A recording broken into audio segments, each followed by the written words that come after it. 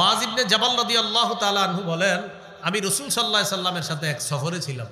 তো সফর করতে করতে একদিন সকালবেলা নবীর কাছাকাছি আছি আমি। নবীজিকে আমি বললাম, খুব মন দেন পুরাটা, আখবিরনি বিআমালিন ইউদখিলুনিল জান্নাহ ওয়া ইউবাইদুনি মিনান নার। আমাকে এমন কিছু আমলের কথা বলেন যে আমল আমাকে জান্নাতে নিবে আর জাহান্নাম থেকে দূরে রাখবে, এমন কিছু আমলের কথা বলেন। রাসূলুল্লাহ সাল্লাল্লাহু আলাইহি সাল্লাম বললেন, লাকাদ সাআলতানি আন আযীম, তুমি আমাকে কঠিন একটা প্রশ্ন করলা। সাহাবীকে বলতেছে, তুমি আমাকে কঠিন একটা প্রশ্ন করছো। ওয়া ইন্নাহু লায়াসিরুন আলা মান ইয়াসসারাহুল্লাহ, তবে এই প্রশ্নটা তার জন্য সহজ যার জন্য আল্লাহ সহজ করে দেন।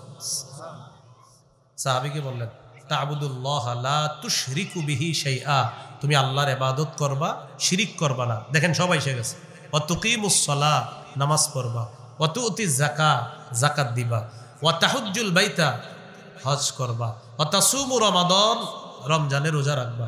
এটা বলার পর নবী বললেন, আলা আদুল্লুকা আলা আবওয়াবিল খাইর, আচ্ছা আমি কি তোমাকে কল্যাণের দরজা সমূহের কথা বলবো না? এবার নবী বললেন, শোনো, কল্যাণের অনেক দরজা, এর মধ্যে উল্লেখযোগ্য কল্যাণের দরজা তিনটা। প্রিয় ভাইয়ারা, কল্যাণের দরজা কয়টা? এক, as-সাওমু জুন্নাহ, এক নাম্বার কল্যাণের দরজা রোজা রাখা। দুই নাম্বার, ওয়াস-সাদাকাতু তুতফিউল খাতিআতা কামা ইউতফিউল মাউন নার, দুই নাম্বার কল্যাণের দরজা সদকা করা। সদকা গুনাহকে এমন ভাবে মিটিয়ে দেয় যেমন পানি আগুনকে নিভিয়ে দেয়। তিন নাম্বার, ওয়াসালাতুর রাজুলি ফি জাওফিল লাইল, রাতের বেলা তাহাজ্জুদ পড়া। রাতে কি পড়া? তাহাজ্জুদ পড়া। তাহলে কল্যাণের দরজা কয়টা শিখলাম? তিনটা। রোজা, সদকা, তাহাজ্জুদ। রোজা, সদকা, তাহাজ্জুদ। কেউ যদি মনে করেন আমার ঘরে অভাব অনটন লাগছে, বরকত দরকার, রিজিক দরকার, আপনি এই তিন আমল বাড়ায় দেন। রোজা রাখেন, সদকা করেন। হুজুর আমার নিজেরই তো নেই, সদকা করবো কিভাবে? 1 টাকা সদকা করেন, 2 টাকা সদকা করেন, আপনি এটা করেন। তাহলে রোজা, সদকা, তাহাজ্জুদ, নামাজ পড়েন। এটা বলার পর নবীজি বললেন, আলা উখবিরুকা বিরাসিল আমরি কুল্লিহি ওয়া আমুদিহি ওয়া দিরওয়াতি সানামি, আচ্ছা আমি কি তোমাকে কোনো বিষয়ের মূল কোনটা, খুঁটি কোনটা আর চূড়ান্ত শিখর কোনটা এটা বলবো না?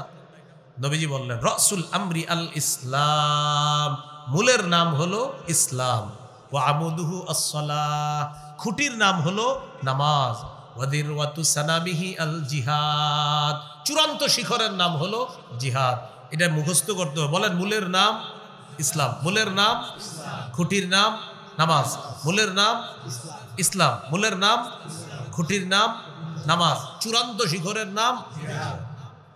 তাহলে এবার একটু বুঝেন, ইবাদতের কথা এসে গেছে, শিরিক না করার কথা আসছে, নামাজের কথা আসছে, রোজার কথা আসছে, হজ, যাকাত, এরপরে কল্যাণের দরজা সৎকার কথা আসছে, জিহাদের কথা আসছে, ইসলামের কথা আসছে। বলেন আর কিছু বাকি আছে? মৌলিকভাবে এগুলো ব্যাখ্যা করলে আপনি সারা জীবন চলতে পারবেন। এগুলা বলার পর নবীজি বলেন, শোনো, তোমার যতক্ষণ ওয়াজ করলাম, আলা আদুল্লুকা আলা মালাকি যালিকা কুল্লিহি, সবগুলার সার নির্যাসটা এটা তোমারে বলবো না? আমি তো যতক্ষণ ওয়াজ করলাম, সার নির্যাসটা কি তোমাকে বলবো না? সার নির্যাস তো এখনো বলি নেই। এটাই তো দরকার, কি বলেন? সার নির্যাস দরকার। নবীজি বললেন, মুআজ কুফফা আলাইকা হাযা, এটা হলো সার নির্যাস, এটা নিয়ন্ত্রণ করো। এটা সাহাবী অবাক, হুজুর এটা নিয়ন্ত্রণ মানে? হ্যাঁ, এটা জিহ্বা নিয়ন্ত্রণ করো, সব ঠিক থাকবে। আমি যত ওয়াজ করলাম এই সবগুলা ঠিক থাকবে, এটা যদি নিয়ন্ত্রণ করো, জিহ্বা নিয়ন্ত্রণ। সাহাবী অবাক হয়ে, এতক্ষণ একটা প্রশ্ন করে নাই সাহাবী, কিন্তু এই কথা শুই না প্রশ্ন করে ফেলছে। ইন্না লামুআখাযুনা বিমা নাতাকাল্লামু বিহি ইয়া রাসূলুল্লাহ, হুজুর জিহ্বার অপরাধের কারণে কি আমাদেরকে পাকড়াও করা হবে? নবীজি বললেন, হাল ইয়াকুব্বুন নাসা ফিন নারি আলা ওয়ুজুহিহিম আও আলা মানাখিরিহিম ইল্লা হাসাইদু আলসিনাতিহিম, বেশিরভাগ মানুষের মাথাটা নিচের দিকে দিয়ে, পাগুলা উপরের দিকে দিয়ে, জিহ্বার অপরাধে তাদেরকে জাহান্নামে নিক্ষেপ করা হবে। বেশিরভাগ মানুষ জাহান্নামে যাবে জিহ্বার অপরাধে। মাথাটা নিচের দিকে, পা উপরের দিকে, মানে উল্টা করে তাদেরকে ধাক্কাইতে ধাক্কাইতে জাহান্নামে নিক্ষেপ করা হবে। শুধু কোন অঙ্গের অপরাধে? রোজা ছিদ্র হয় কয় অপরাধে? কি? মিথ্যা গীবত কি দিয়ে হয়? বেশিরভাগ জাহান্নামে যাবে কিসের কারণে? ফামান যুহজিহা আনিন নার ওয়া উদখিলাল জান্নাহ, যাকে জাহান্নাম থেকে দূরে রাখা হবে, জান্নাতে প্রবেশ করানো হবে, ফাকাদ ফাজ, তারা সফল হয়ে যাবে, সে সফল হবে। নবী আপনি সকলকে জানায়া দেন, আপনার কথা যারা বিশ্বাস করতেছে তারাও মরবে, যারা বিশ্বাস করে না তারাও মরবে। সকলকে কিয়ামতের ময়দানে তাদের প্রাপ্য পরিপূর্ণভাবে বুঝিয়ে দেওয়া হবে। এই 5টি বিষয়ে মৌলিক আলোচনা সূরা আলী ইমরানের 180 থেকে 185 নম্বর এই 6 আয়াতের মধ্যে মৌলিক 5টি বিষয় আল্লাহ আলোচনা করছে। 180 নম্বর আয়াতে আল্লাহ বলেন, ওয়ালা ইয়াহসাবান্নাল্লাযীনা ইয়াবখালুনা বিমা আতাহুমুল্লাহু মিন ফাদলি হুয়া খায়রাল লাহুম বাল হুয়া শাররুল লাহুম। আল্লাহ যাদেরকে সম্পদ দান করেছেন, এই সম্পদ খরচ করতে যারা কৃপণতা করে, উদ্দেশ্য হলো যারা যাকাত দিতে কৃপণতা করে, যাকাত আদায়ে যারা কৃপণতা করে, তারা যেন এটা মনে না করে যে আমি কৃপণতা করে যে যাকাত দিলাম না, এটা আমার জন্য কল্যাণ, আমি বেঁচে গেলাম। হুজুররা বুঝতে পারে না আমি যে যাকাত না দিয়েও এলাকায় ঘোরাফেরা করি। হ্যাঁ, কেউ যদি এরকম মনে করে যে আমি যাকাত দিলাম না, আমি বেঁচে গেলাম, এটা আমার জন্য কল্যাণ। আচ্ছা, মনে করেন কোনো আলেম জানলো না বা এলাকাবাসী জানলো না আপনি যাকাত দেন নাই, কিন্তু যাকাত ফরজ, এটা ফরজটা করেছেন কেউ, তো আপনি যাকাত দেন বা না দেন এতে হুজুরের কি সম্পর্ক? তো আল্লাহ বলেন যারা যাকাত না দেয় তারা যেন এটা মনে না করে যে এটাই আমার জন্য কল্যাণ। আল্লাহ বলেন এটা তাদের জন্য অকল্যাণ। বাল হুয়া শাররুল লাহুম, বরং এটা তাদের জন্য অকল্যাণ। সায়ুতাওয়াকুনা মা বাখিলু বিহি ইয়াউমাল কিয়ামাহ, তারা যাকাত না দিয়ে সম্পদ নিয়ে যে কৃপণতা করেছে, এই কৃপণতা বশত যেই সম্পদ তারা যাকাত দেয় নাই, এই সম্পদকে তাদের গলায় বেড়ি পরিয়ে দেওয়া হবে। কবে? ইয়াউমাল কিয়ামাহ, কিয়ামতের দিন। তাহলে যারা যাকাত দেয় নাই, এই যাকাত না দেওয়ার কারণে তাদের এই সম্পদ তাদের গলায় কিয়ামতের দিন বেড়ি পরিয়ে দেওয়া হবে। এই আয়াতের ব্যাখ্যায় রাসূলুল্লাহ সাল্লাল্লাহু আলাইহি সাল্লাম বলেন, মান আতাহুল্লাহু মালা ফালাম ইউআদ্দি যাকাতাহু মুথিলা লাহু ইয়াউমাল কিয়ামাতি শুজাআন আকরা।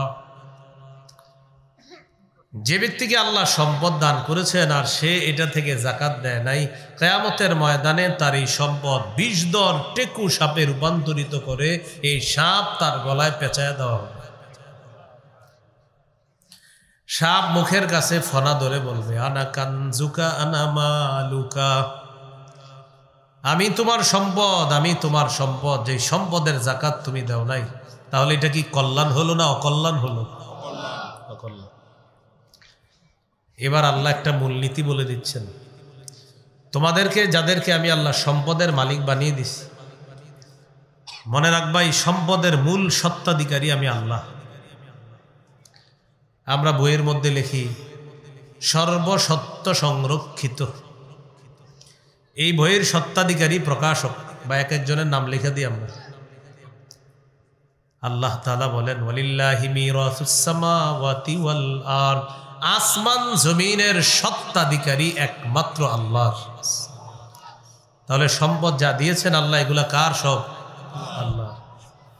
ওয়াল্লাহু বিমা তা'মালুনা খাবীর, তোমরা যা করো তোমাদের কর্মকাণ্ড সম্পর্কে আল্লাহ সম্যক অবগত, সব আল্লাহ জানেন। এই হলো 180 নম্বর আয়াত। সূরা আলী ইমরানের 181 নম্বর আয়াতের অনুবাদটা শুনি, তারপর মূল প্রেক্ষাপট শুনি। আল্লাহ বলেন, লাকাদ সামিআল্লাহু কাওলাল্লাযীনা ক্বালু ইন্নাল্লাহা ফাকীরু ওয়া নাহনু আগনিয়া। লাকাদ সামিআল্লাহ, অবশ্যই আল্লাহ শুনেছেন, কাওলাল্লাযীনা ক্বালু, ওই সমস্ত মানুষদের কথা যারা বলে, ইন্নাল্লাহা ফাকীরু ওয়া নাহনু আগনিয়া, নিশ্চয় আল্লাহ দরিদ্র আর আমরা হলাম ধনী। বলি নাউজুবিল্লাহ। তাহলে নিশ্চয়ই আল্লাহ তাদের কথা শুনেছেন যারা বলে আল্লাহ দরিদ্র আমরা হলাম ধনী, আল্লাহ তাদের কথা শুনেছেন। এই আয়াত কেন আল্লাহ নাজিল করলেন?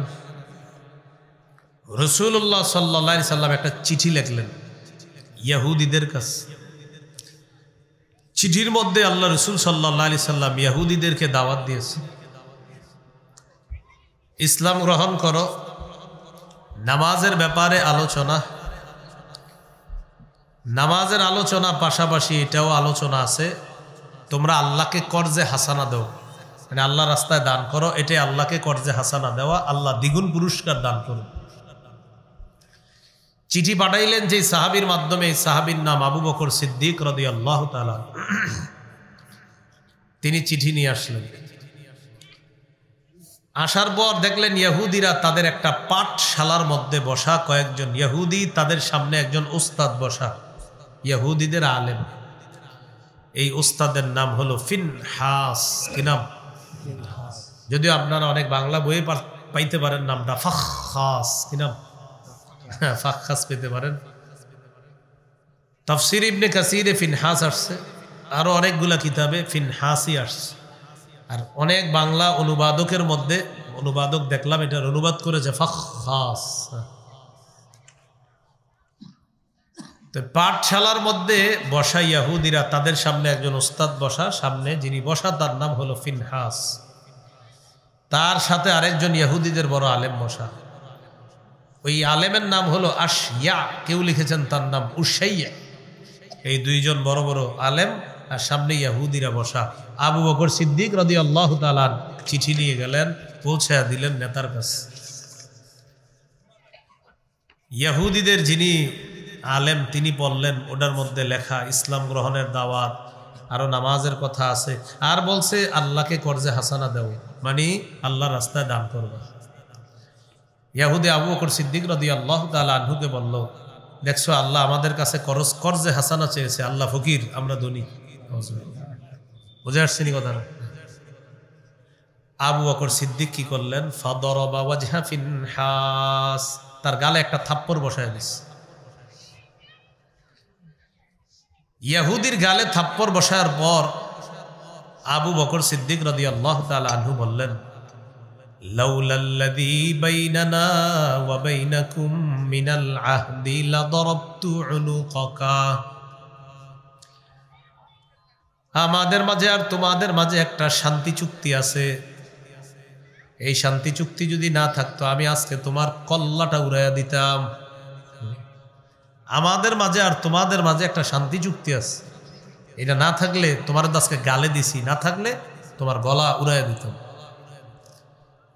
কি বোঝা গেল? নরম আবু বকর সিদ্দিক রাদিয়াল্লাহু তাআলা গরম হয়ে গেলেন। এখান থেকে বোঝা যায় প্রয়োজনে ইসলামের দুশমন যারা, তাদের বিরুদ্ধে গরম হওয়া দোষণীয় নয়, এটা প্রশংসনীয়। এটা কি প্রশংসনীয়? অনেক উলামায়ে কেরাম দেখবেন জোরালো বক্তব্য দেয়, ভাষণ দেয়, হ্যাঁ, তখন অনেকে তাদের এই বক্তব্যের বিরোধিতা করে, ভাষণের বিরোধিতা করে। সঠিক না বিরোধিতা করাটা। জালেমের বিরুদ্ধে, মুনাফিকদের বিরুদ্ধে কিছু আলেম থাকা দরকার যারা জোরালো বক্তব্য দিবে, আর জালেমদের অন্তরে কাঁপন সৃষ্টি হবে এরকম কিছু আলেম যুগে যুগে থাকা দরকার, থাকা জরুরি। এটা আসলেই ঠিক, কারণ এই ব্যাপারে দলিলও আছে। যেহেতু দলিল আছে তা তো ঠিক হবেই। সূরা তাহরিমের 9 নম্বর আয়াত, 28 পারা 20 নম্বর পৃষ্ঠা, সূরা তাহরিম 9 নম্বর আয়াতে আল্লাহ বলেন, ইয়া আইয়ুহান নাবিয়্যু জাহিদিল কুফারা ওয়াল মুনাফিকিনা ওয়াগলুজ আলাইহিম, নবী আপনি কাফের আর মুনাফিকদের বিরুদ্ধে লড়াই করেন এবং তাদের বিরুদ্ধে কঠোর হন। কি বললেন? আমাদের নবীর চেয়ে নরম পৃথিবীতে কেউ ছিলেন? তাকে আল্লাহ তাআলা বললেন আপনি কঠোর হন প্রয়োজনে মুনাফিকদের বিরুদ্ধে। তো এই জন্য দেখবেন আমাদের দেশে অনেকে ভাষণ দেয়, মাশাআল্লাহ, জোরালো বক্তব্য দেয়। তা আপনি তার এই বক্তব্য পছন্দ করেন না কেন? তাকে আপনি দেখতে পারেন না। একটা মূলনীতি মনে রাখবেন, কোন শত্রু যদি কখনো ভালো কথা বলে আপনি বলবেন যে এই কথাটা ভালো, হ্যাঁ আমার শত্রু কিন্তু কথাটা ভালো, এটা বললেন। মনে করেন আমার শত্রু, এইভাবে বলবেন এই আমার শত্রু, আমি দেখতে পারি না কিন্তু এই কথাটা ঠিক আছে, স্বীকার করবেন। শত্রু ভালো কথা বললেও স্বীকার করবেন, এই ব্যাপারে একটা দলিল শোনেন আগে, শত্রুর কথাও যে স্বীকার করা দরকার। সহিহ বুখারীর বর্ণনা, রমজান মাসে সদকাতুল ফিতির আদায় করার জন্য সাহাবায়ে কেরাম সদকার মাল নবীজির কাছে এনে জমা রাখলেন। আবু হুরায়রা রাদিয়াল্লাহু তাআলা আনহুকে নবীজি পাহারাদার নিযুক্ত করলেন মাল পাহারা দেওয়ার জন্য। তিনি বলেন, ওয়াক্কালানি রাসূলুল্লাহ সাল্লাল্লাহু আলাইহি ওয়াসাল্লাম ফি হিফজি যাকাতি রমাদান। রাসূলুল্লাহ সাল্লাল্লাহু আলাইহি সাল্লাম আমাকে নিযুক্ত করলেন রমজান মাসের সদকাতুল ফিতরের মাল পাহারা দেওয়ার জন্য, আমাকে নিয়োগ দিলেন, নিযুক্ত করলেন আমি যেন মাল পাহারা দিই। রাতের বেলা পাহারাদারি করতেছ। আতানি আতিন ফাজালা ইয়াহসু মিনাত তাআম। রাতের বেলা একজন আসছে, আইসা খাবারে হাত দিস, সদকাতুল ফিতরের ওই মালে হাত দিস। আমি ধরে ফেললাম, ধরে তাকে বললাম, লারফাআন্নাকা ইলা রাসূলিল্লাহি সাল্লাল্লাহু আলাইহি ওয়াসাল্লাম, আমি তোমাকে আল্লাহ রাসূল সাল্লাল্লাহু আলাইহি সাল্লামের কাছে নিয়ে যাব। চোর আবু হুরায়রা রাদিয়াল্লাহু তাআলা আনহুকে বললেন, আলাইয়া ইয়ালুন ওয়ালি হাজাতুন শাদীদা, আমার দায়িত্বে আমার পরিবার আছে, আমার অনেক প্রয়োজন আছে, অভাবের তাড়নায় আমি আসছি আজকে চুরি করতে, ভাই তুমি আমাকে ছেড়ে দাও, ওয়াদা করতেছি আমি আর কখনো আসবো না। আবু হুরায়রা রাদিয়াল্লাহু তাআলা আনহু চোরকে ছেড়ে দিলেন। পরের দিন সকালে রাসূল সাল্লাল্লাহু আলাইহি সাল্লামের সাথে সাক্ষাৎ করতে আসলেন, রাতের ঘটনা জানাবেন। ঘটনা বলার আগে নবী বলতেছেন, মা ফাআলা আসিরুকাল বারিহাতা ইয়া আবা হুরায়রা, আবু হুরায়রা গত রাতে তোমার বন্দির খবর কি, তোমার সাথে কি কি করছে একটু বলো তো। এর মানে আল্লাহ তাআলা গত রাতের ঘটনা আবু হুরায়রা রাদিয়াল্লাহু তাআলা আনহুকে ওহীর মাধ্যমে, আবু হুরায়রার এই ঘটনা নবীকে আল্লাহ ওহীর মাধ্যমে আগে জানায় দিয়েছে। আবু হুরায়রা রাদিয়াল্লাহু তাআলা আনহু বললেন, হুজুর চোর আসছিল, আসার পর শাকা ইলাইয়া হাজাতান শাদীদাতান ওয়া ইয়ালান ফারাহিমতুহু ফাখাল্লাইতু সাবিলা, আমার কাছে সে অভিযোগ পেশ করেছে, তার দায়িত্বে তার পরিবার আছে, তার প্রচন্ড অভাব, এই অভাব আর অনটনের মধ্যে পড়ে সে আমার কাছে আসছে চুরি করার জন্য। হুজুর আমার মায়া লাগছে, তাই আমি তাকে ছেড়ে দিলাম। নবীজি বললেন, কাযাবাকা ওয়া ইন্নাহু সায়াউদ, মিথ্যা কথা বলছে, ও আবার আসবে। নবীজি কি বললেন? চোর মিথ্যা কথা বলছে, সে আবার আসবে। আবু হুরায়রা রাদিয়াল্লাহু তাআলা আনহু বলেন, আমি নিশ্চিত হয়ে গেলাম চোর আবার আসবে, কারণ নবীজি বলেছেন যেহেতু, তার মানে নিশ্চিত আসবে। পরের রাতে আমি অপেক্ষায় আছি চোর ধরার। চোর সাহেব রাতে চলে আসছে, আসার পর আমি চোরকে ধরে ফেললাম। ধরার পর আমি চোরকে বললাম, আজকে আর তোমাকে আমি ছাড়বো না, যা কিছুই বলো।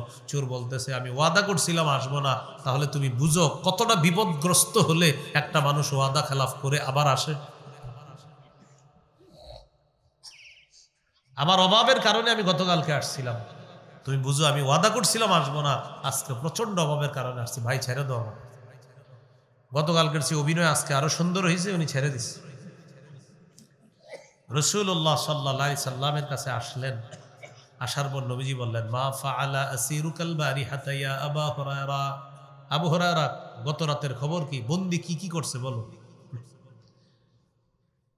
সাহাবী বললেন, ইয়া রাসূলুল্লাহ, চোর আবার আমার কাছে এমন ভাবে অভাব অনটন পেশ করছে, আমার মায়া লাগছে, ফারাহিমতুহু ফাখাল্লাইতু সাবিলা, প্রচুর মায়া লাগছে, আমি তাকে ছেড়ে দিলাম। নবীজি বললেন, ইন্নাহু সাউদ কদ কাযাবাকা, মিথ্যা বলছে, আবার আসবে। রাসাতুহু সালিসা, আমি তৃতীয় রাতে ওত পেতে বসে আছি যে আজকে তুমি আসবা আর ধরবো আর নবীজির কাছে নিয়ে যাব, আজকে যতই তুমি বাহানা পেশ করো কোনো লাভ হবে না। তৃতীয় রাতে অপেক্ষা, চোর আসছে, আসার পর ধরে ফেলছে। ধরার পর আবু হুরায়রা রাদিয়াল্লাহু তাআলা বলতেছে, থামো, কিছু বলা দরকার নেই, তুমি যে বলবা এই সমস্যা ওই সমস্যা, এগুলা বলা দরকার নাই, আজকে বলাই দরকার নেই, তোমাকে নবীজির কাছে নিব। চোর বলতেছে কথাটা শুনবা তো? কি কথা? দানি উআল্লিমকা কালিমাত। চোর বলতেছে আমাকে ছেড়ে দাও, আমি তোমারে কিছু বিদ্যা শিখিয়ে দিই, তোমার কাজে আসবে। কি শিখিয়ে দিই? বিদ্যা।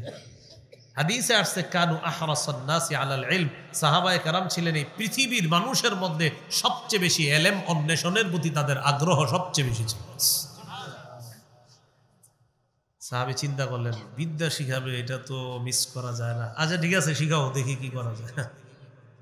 চোর এবার আবু হুরায়রা রাদিয়াল্লাহু তাআলা আনহুকে বলতেছে, ইযা আওয়াইতা ইলা ফিরাশিকা ফাকরা আয়াতাল কুরসি ফাইন্নাহু লা ইয়াজাল আলাইকা মিনাল্লাহি হাফিজুন ওয়া লা ইয়াকরাবান্নাকা শাইতানুন হাত্তা তুসবিহা। যখন তুমি বিছানার মধ্যে যাও তখন তুমি আয়াতুল কুরসি পড়বা, পড়ার পর ঘরের দরজা বন্ধ করবা। আয়াতুল কুরসি পড়ার পর ঘরের দরজা বন্ধ করবা। সারা রাত আল্লাহর পক্ষ থেকে একজন ফেরেশতা তোমার পাহারাদারি করবে। শুধু তাই না, সকাল পর্যন্ত শয়তান তোমার কাছে আসতে পারবে না। যদি তুমি আয়াতুল কুরসি পড়ে রাতের বেলা ঘুমাও, সারা রাত একজন ফেরেশতা তোমাকে পাহারাদারি করবে, সকাল পর্যন্ত শয়তান তোমার কাছে আসতে পারবে না। কে শিখাইছে এই কথা? চোর। সকালবেলা নবীজির সাহাবী আবু হুরায়রা রাদিয়াল্লাহু তাআলা আনহুর কাছে, নবীজির সাহাবী আবু হুরায়রা রাদিয়াল্লাহু তাআলা নবীজির কাছে আসলেন। কি অবস্থা? চোরের খবর কি? হুজুর, গত রাতে আমি পুরা দৃঢ় প্রতিজ্ঞাবদ্ধ ছিলাম আজকে আর চোরকে আমি ছাড়বো না, সে আমার এমন এক অফার দিছে, আমি ছেড়ে দিছি। কি বলছে? আমারে বলছে বিদ্যা শিখাবে। হুজুর, আমি তো এই লোভ সামলাইতে পারি নাই, আমার সুন্দর একটা বিদ্যা শিখিয়ে দিয়েছে, চোর ছেড়ে দিয়েছে। কি শিখাইছে বলো? আমাকে বলছে বিছানায় গেলে আয়াতুল কুরসি পড়ার জন্য, এটা পড়ে যদি আমি ঘুমাই, দরজা বন্ধ করি, একজন ফেরেশতা আল্লাহর পক্ষ থেকে নিযুক্ত করা হবে, সে পাহারাদারি করবে, আর সকাল পর্যন্ত শয়তান আমার কাছে আসবে না। নবীজি বললেন সদাকা, চোর সত্য কথা বলছে। চোর কি বলছে? কি বুঝাইতেছি আপনাদেরকে? শত্রু সত্য কথা বললেও স্বীকার করা। বলছিলাম না, শত্রু সত্য কথা বললে কি করা? শত্রু চোর, চোর সত্য কথা বলছে, নবী বলছে না ওর কথা সত্য। কথা কি? সাথে সাথে কি বলে দেখেন, ইন্নাহু কাযুবুন, তবে সে দুনিয়ার সবচেয়ে বড় মিথ্যাবাদী। তোমার কাছে যেই চোর 3 দিন আর সেই চোর হলো এই পৃথিবীর মধ্যে সবচেয়ে বড় মিথ্যাবাদী। তবে কালকে যেই কথাটা তোমাকে বলছে এটা সত্য কথা। তা'লামু মান তুখাতিবু মুনযু সালাসি লায়াল, গত 3 রাত তুমি কার সাথে কথা বলছো আবু হুরায়রা তুমি জানোনি? যাকা শাইতান, সে ছিল শয়তান। কে ছিল? তো শয়তানের চেয়ে বড় মিথ্যাবাদী আর কি বাস? নবীজি বললেন সে সবচেয়ে বড় মিথ্যাবাদী, তবে কালকে তুই বিদ্যাটা শিখেছে এটা সত্য। বুঝাইতে চাইলাম আপনি একজনকে দেখতে পারেন না, এই জন্য তার সঠিক কথাটা গ্রহণ করবেন না, এমন যেন না হয়। সঠিক কথা শত্রু বললেও বলবেন কথা সত্য, তবে তুমি আমার শত্রু, এটা বুঝলেন? কোত্থেকে কোথায় গেলাম বলেন তো? নরম আবু বকর সিদ্দিক গরম কেন হলেন? এখান থেকে আসলাম। প্রয়োজনে জালেমের বিরুদ্ধে, মুনাফিকের বিরুদ্ধে গরম হওয়ার অনুমতি আছে। তো আমাদের দেশে যারা জোরালো বক্তব্য দেয়, তা আপনি মানে ওনারা দেখতে পারেন না, এই জন্য ওনারা এটা নিবেন না। এখন দেখি হাদিসে জোরালো বক্তব্য দেওয়ার কথা আছে কিনা, যদি থাকে আজকের পরে আর প্রতিবাদ করবেন না। ইবনে মাজাহ 45 নম্বর হাদিস, কানান নবী সাল্লাল্লাহু আলাইহি ওয়াসাল্লাম ইযা খাতাবা ইহমাররাত আইনা, মাঝে মাঝে আল্লাহ নবী যখন ভাষণ দিতেন নবীর চোখ দুইটা লাল হয়ে যেত। চোখ কি হতো? ওয়া আলা সাউতুহু, নবীর আওয়াজ উঁচু হয়ে যেত। ওয়াশতাদ্দা গদবুহু, প্রচুর রাগ হয়ে যেত। মাঝে মাঝে ভাষণ দিতেন, চোখ লাল হইতো, আওয়াজ উঁচু হইতো, তার রাগ বেড়ে যেত। কান্নাহু মুনজিরু জাইশিন, যেন কোন দলকে নবীজি জাহান্নামের সতর্ক বার্তা দিচ্ছে, এমন ভাবে মাঝে মাঝে নবী যখন ভাষণ দিতেন, সতর্ক বার্তা উচ্চারণ করতেন, এইভাবে তার আওয়াজ উঁচু হতো, চোখগুলা লাল হয়ে যেত, আর রাগ প্রচুর বেড়ে যাইত। তাহলে আলেমদের মধ্যে যারা সতর্ক বার্তা হিসাবে কোনো মাহফিলে প্রচণ্ড জোরালো বক্তব্য দেয়, যদি সতর্ক বার্তা হয় কোনো জালেম আর মুনাফিকের বিরুদ্ধে, সেটা প্রশংসনীয়, এটা প্রশংসনীয়। এই জালেমের বিরুদ্ধে জোরালো ভাষণ কি প্রশংসনীয়। হাদিসে আসেনি জোরালো ভাষণ? নবীজি রাগ হইত, নবীর চোখ লাল হইত। এই জন্য কখনো কারো ব্যাপারে কলম চালাইতে বা ফেসবুকে লেখালেখি করতে আপনি নিশ্চিত হবেন আপনি সঠিক কিনা, যে আমি যে লেখতাছি আমার এগেনিস্টে যদি কোনো দলিল থাকে তাহলে মুশকিল, বিপদে পড়ে যাবেন না। আল্লাহ আমাদেরকে বুঝার তৌফিক দান করেন। আবু বকর সিদ্দিক রাদিয়াল্লাহু তাআলা আনহু নরম ইহুদির গলায় গালের মধ্যে থাপ্পড় বসাইছে আর বলছে শান্তি চুক্তি না থাকলে গলাটা উড়াইয়া দিতাম। ইহুদি রাসূলুল্লাহ সাল্লাল্লাহু আলাইহি সাল্লামের কাছে গেছে, যাওয়ার পর বলল আবু বকর আমারে থাপ্পড় দিস। রাসূলুল্লাহ সাল্লাল্লাহু আলাইহি সাল্লাম বলেন আবু বকর থাপ্পড় দিছো? জি হুজুর থাপ্পড় দিস। কেন? ইন্নাহু ক্বালা কাওলান আযীমা, সে আল্লাহর ব্যাপারে মারাত্মক কথা বলছে তাই থাপ্পড় দিস। কি বলছে আল্লাহর ব্যাপারে? হুজুর সে বলছে কর্জে হাসানার কথা যখন আপনি চিঠিতে লেখছেন এটা তাকে শোনানোর পর সে বলছে ও আল্লাহ কর্জে হাসানা চাইছে, তাহলে কি আল্লাহ গরিব আর আমরা হলাম ধনী? এই বেয়াদবিমূলক কথা বলছে। ইহুদির নবী বললেন তুমি এটা কেন বললা? ইহুদি বলতেছে মা কুলতু জালিকা, এই জাতীয় কোনো কথা আমি বলিই নেই। তাহলে আবু বকর সিদ্দিক রাদিয়াল্লাহু তাআলা আনহু বলছে আর ইহুদি বলে নাই আর থাপ্পড়, তখন ঘটনা কি হবে? সাক্ষী নাই। আল্লাহ তাআলা সূরা আলী ইমরানের 181 নম্বর আয়াত নাজিল করে দিলে সব আল্লাহ সাক্ষী দিয়ে দিস। আল্লাহ তাআলা বলেন লাকাদ সামিআল্লাহু কাওলাল্লাযীনা ক্বালু ইন্নাল্লাহা ফাকীরু ওয়া নাহনু আগনিয়া। অবশ্যই আল্লাহ শুনেছেন তাদের কথা যারা বলে আল্লাহ ফকির আমরা হলাম ধনী। আপনার সাহাবী আবু বকর এই কথা শোনার পর ইহুদির গালের মধ্যে চর বসায়া দিছে। আবু বকরকে এখন মিথ্যাবাদী সাব্যস্ত করতে চাইছে। হাবিব আমি আল্লাহ তুই ইহুদির কথা শুনছি, আবু বকর যা বলছে সব সত্য, আমি আল্লাহ শুনছি ওর কথা, ও বলছে এগুলো, আর তো সাক্ষীর কোনো প্রয়োজন নাই। আল্লাহ বলে দিলেন। এই হলো সূরা আলী ইমরানের 181 নম্বর আয়াতের অংশ বিশেষ। পরে আল্লাহ বলেন সানাকতুবু মা ক্বালু ওয়া কাতলাহুমুল আমবিয়া বিগাইরি হক, অবশ্যই আমি লিখে রাখবো ইহুদিদের কথাগুলা। ওয়া কাতলাহুমুল আমবিয়া বিগাইরি হক, তারা যে অন্যায়ভাবে নবীদেরকে হত্যা করেছে এটাও লিখে রাখবো। আল্লাহ লিখে রাখবে দ্বারা উদ্দেশ্য হলো না'মুরুল মালাইকাতা বিকিতাবাতিন, আমি ফেরেশতাদেরকে আদেশ করব তারা লেখার জন্য। এটা হলো আল্লাহর লেখা, মানে আল্লাহ ফেরেশতাদেরকে দিয়ে লেখাবেন। কিয়ামতের দিন আমি বলবো ওয়ানাকুলু যুকু আযাবাল হারিক, আমি বলবো তোমরা প্রজ্বলিত আগুনের আযাব আস্বাদন করো, জ্বলন্ত আগুনের আযাব আস্বাদন করো। হারিক মানে যা জ্বালিয়ে পুড়িয়ে ভস্ম করে দেয়, ছাই করে দেয়, এমন আগুনের আযাব তোমরা ভোগ করতে থাকো। নাউজুবিল্লাহ। এই ব্যাপারে আল্লাহ তাআলা সূরা নাবার 21 নম্বর আয়াতে বলেন লা ইন্না জাহান্নামা কানাত মিরসাদাল লিত্তাগিনা মাআবা, নিশ্চয়ই জাহান্নাম ওত পেতে আছে নাফরমানদের ঠিকানা হিসাবে। পরে কি বলে দেখেন লা ইয়াযুকুনা ফিহা বারদাও ওয়ালা শারাবা, সেখানে তারা কোনো ঠান্ডা কোনো শীতল আস্বাদন করতে পারবে না। ইল্লা হামিমান ওয়া গাসসাকা, তবে ফুটন্ত গরম পানি আর রক্তপুঁজ এইগুলা তারা আস্বাদন করবে, খাবে। জাহান্নামীরা জাহান্নামের দারোগা ফেরেশতা মালিককে ডেকে বলবে ও মালিক খাবারের ব্যবস্থা করে দাও। আল্লাহর পক্ষ থেকে বলা হবে খাবার দিয়ে দাও, জাক্কুম নামক কাঁটাযুক্ত ফল দিয়ে দাও। লাআকিলুনা মিন শাজারিম মিন জাক্কুম, তারা কাঁটাযুক্ত জাক্কুম খাবে। ফামালিউনা মিনহাল বুতুন, এটা দিয়ে তাদের পেট ভরবে। এবার তারা বলবে পানি দাও পানি, তখন আল্লাহর পক্ষ থেকে বলা হবে সদিদু আহলিন নার ওয়া কাইহু জাহান্নাম, জাহান্নামীদের রক্ত পুঁজগুলা একত্রিত করে এদেরকে পানি হিসাবে পান করতে হবে। এটা আল্লাহ বলেন ওয়ানাকুলু যুকু আযাবাল হারিক, আমি তাদেরকে বলবো আগুনের আযাব তোমরা আস্বাদন করো। তো জাহান্নামে যখন যাবে জ্বলন্ত ফুটন্ত পানি, এই পানির আযাবও আছে, গরম খাবারের আযাব আছে, গরম আগুনের আযাব আছে, আযাব আর আযাব। আল্লাহ বলেন ফাযুকু ফালান নাযীদাকুম ইল্লা আযাবা, তোমরা শুধু আযাব ভোগ করো আর আমি তোমাদেরকে বাড়াবো, শুধু আযাবই বাড়াবো, খালি আযাব বাড়াইতে থাকি।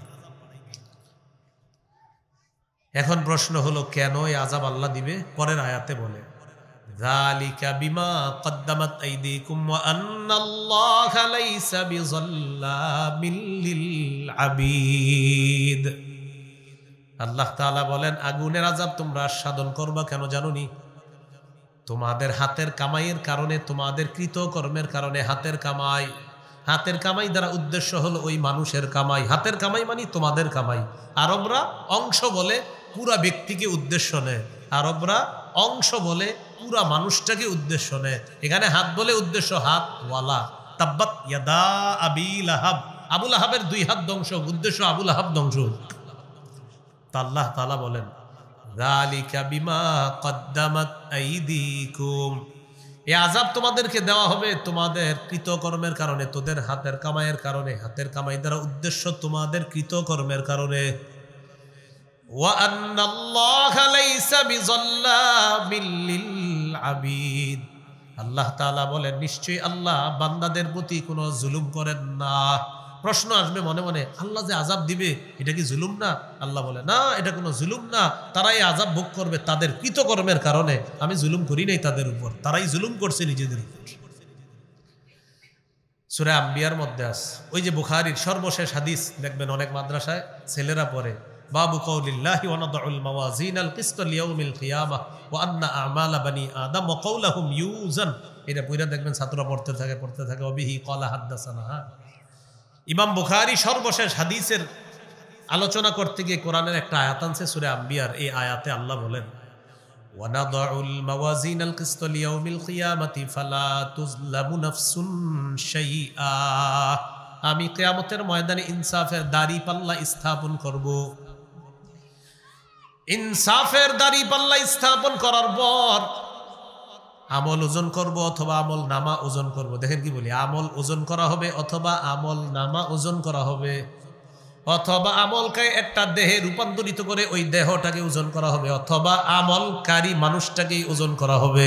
4টি ব্যাখ্যা, হয়তো আমল ওজন করা হবে, না হয় আমলটাকে একটা দেহে রূপ দেওয়া হবে, ওই দেহটাকে ওজন করা হবে। 3 নাম্বার আমলকারীকে মানে আমাকে আপনাকেই ওজনের পাল্লায় দিয়ে দেওয়া হবে। দুনিয়াতে তো এটার দৃষ্টান্ত আছে, আমরা দাঁড়াইলে আমাদের ওজন ওঠে না 75 80, সেখানে কিন্তু ওজন উঠবে আমাদের না, সেখানে আমলের ওজন হবে। প্রশ্ন হলো হুজুর আমলের ওজন আমার শরীর দিয়ে কিভাবে হবে? মুহাদ্দিসিনে কেরাম লেখেন রূহ যেমন শরীরের ভিতরে আল্লাহ রাখে কিন্তু দেখা যায় না, আমল নামাটাও আল্লাহ শরীরের ভিতরে ঢুকাইয়া দিবে যদিও দেখা যায় না। ও যখন ওজনের পাল্লায় উঠবে তখন ওই আমল অনুযায়ী, ভালো আমল আর খারাপ আমল অনুযায়ী ওর ওজনটাও উঠে যাবে। এটা 3 নাম্বার ব্যাখ্যা। 4 নাম্বার আমল নামা ওজন করা হবে, তাহলে আমল ওজন করা হবে স্বয়ং আমলটা। 2 নাম্বার আমলকে একটা দেহের রূপ দিয়ে এটাকে ওজন করা হবে। 3 নাম্বার আমলকারীকে ওজন করা হবে। 4 নাম্বার আমল নামাকে ওজন করা হবে। এখন আল্লাহ বলেন এই যে আমল ওজন করব আমি, কেন করব? ফালা তুযলামু নাফসুন শাইআ, তোমাদের কারো প্রতি কোনো বিচার করা হবে না। মুফাসসিরিনে কেরাম লেখেন কিয়ামতের ময়দানে ওজনের পাল্লা স্থাপন করা কি প্রয়োজন? আল্লাহ বলে দিলেই তো হয় তুমি জাহান্নামী আর তুমি জান্নাতি, আল্লাহ তো সব জানেন, এরপরে ওজনের পাল্লা কেন স্থাপন করবেন? মুফাসসিরিনে কেরাম বলেন ওজনের পাল্লা স্থাপন করে মানুষকে আল্লাহ দেখায় দিবেন, দেখো আমি আল্লাহ তোমাদের প্রতি কোনো অবিচার করি নাই, তোমরা নিজেদের কৃতকর্মের কারণে আজকে জাহান্নামী হবা। এটা দেখানোর জন্য ওজনের পাল্লা আল্লাহ স্থাপন করবেন। তাহলে আল্লাহ বান্দাদের উপর কি করেন না? জুলুম করেন না। আল্লাহ কারো উপর জুলুম করেন না, বরং বান্দা নিজেই নিজের উপর জুলুম করে আখিরাত বরবাদ করে। আল্লাহ আমাদেরকে বুঝার তৌফিক দান করেন। এইগুলো আজকের আলোচনার দ্বিতীয় বিষয়বস্তু। আল্লাহ তাআলাকে তারা বলছিল ফকির, নিজেদেরকে বলছে ধনী। আল্লাহ বিষয়টা নাজিল করে দিয়ে বুঝাইলেন যে তারা যেই কথাগুলো বলেছে আমার ব্যাপারে বেয়াদবিমূলক কথা, আবু বকর সত্যি সত্যি শুনেছে, আবু বকর থাপ্পড় দিছে, সঠিক কাজ করছে। এই হলো আজকের দ্বিতীয় আলোচনা। 3 নাম্বার আলোচনা এখন শুরু হবে। ইয়াহুদিদের কয়েকজনের কাছে নবীর দাওয়াত পৌঁছার পর তারা বলল, এটা আমি আগেও বলেছিলাম সংক্ষেপে, এখন দেখেন তারা বলল, আমরা ততক্ষণ কোনো রসুলের প্রতি ঈমান আনবো না যতক্ষণ রসুল একটা পশু কোরবানি না করবে, আর আগুন আইসা ওই কোরবানির পশুটাকে যতক্ষণ না জ্বালাবে ততক্ষণ আমরা ঈমান আনবো না। তো কোরআনের আয়াতটা শুনেন, আল্লাহ বলেন, আল্লাযীনা ক্বালু ইন্নাল্লাহা আহিদা ইলাইনা আল্লা নু'মিনা লিরাসূলিন হাত্তা ইয়াতিয়ানা বিকুরবানিন তাকুলুহুন নার। কাব ইবনে আশরাফ সহ কয়েকজন ইহুদির কাছে দাওয়াত যাওয়ার পর তারা বলতে লাগলো, তাওরাতের মধ্যে আল্লাহ তাআলা আমাদের কাছ থেকে অঙ্গীকার নিয়েছেন আমরা যেন কোনো রসুলকে বিশ্বাস না করি যতক্ষণ ওই রসুল একটা কোরবানি পেশ না করে আর ওই কোরবানির পশুটাকে আসমানের আগুন আইসা জ্বালায়া না দেয় ততক্ষণ যেন ঈমান না আনি। ও নবী মুহাম্মদ সাল্লাল্লাহু আলাইহি ওয়াসাল্লাম, আপনিও একটা পশু কোরবানি করেন, করার পর এটা পাহাড়ের উপর রেখে আসবেন, আগুন আইসা জ্বালায়া দিবে, এরপর আমরা আপনাকে বিশ্বাস করব। আমাদের নবীর এটা বলল ইহুদিরা। মূল বিষয়টা কি? মূল বিষয় হলো তাওরাতের মধ্যে আমাদের নবী আর ঈসা নবীর ব্যাপারে এই কথা নাই। কোথায়? তাওরাতে যদি এই কথা থাকেও, দুইজন নবী বাদ, ঈসা নবী আর আমাদের নবী।